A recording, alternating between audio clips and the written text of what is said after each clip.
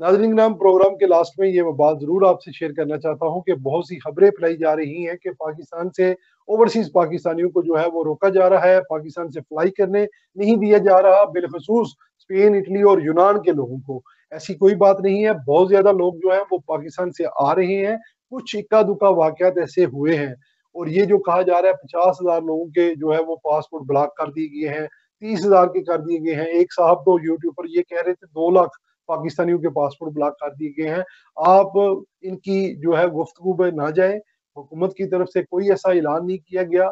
FIA की तरफ से ये कहा जा रहा है कि वो लोग जो पाकिस्तान में 2 से 3 दफा बैरून मुल्क से डिपोर्ट होकर आए हैं, जिनके केस अभी भी 5 साल 10 साल से पेंडिंग थे, उन लोगों को इस फरिश्त के अंदर डाला गया है। और ये कुछ मतलब ना 50,000 लोग हैं, ना 30,000 लोग हैं और ना ही ये 2 लाख लोग हैं। ये यूट्यूब पर अपने व्यूअरशिप के लिए जो है वो और एक मखसूस जमात का टोला है जो इस बात को फैलाकर एक अफरा तफरी फैलाना चाहता है। ऐसी कोई बात नहीं है।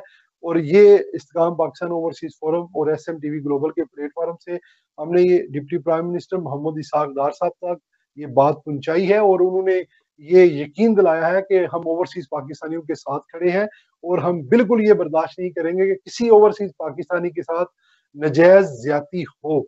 तो हम इसका नोटिस लेंगे, जल्द चीजें आपके सामने आ जाएंगी। तो लिहाजा ये डिप्टी प्राइम मिनिस्टर मोहतरम इसहाक डार साहब का ये कहना है और हम उम्मीद करते हैं कि उन्होंने पहले भी जो कैंसल पासपोर्ट वाला मसला था, इशू बना था जो जी लेगा, वो भी हल करवाया, ये भी वो इंशाल्लाह ताला चंद दिनों में क्लियर हो जाएगा। अगर कोई एफआई का ऑफिसर एयरपोर्ट के ऊपर अपने तौर पर किसी के साथ ज्यादती करता है या रोकता है उसको या पैसे लेने की करता है, इन चीजों का भी वो नोटिस लेंगे।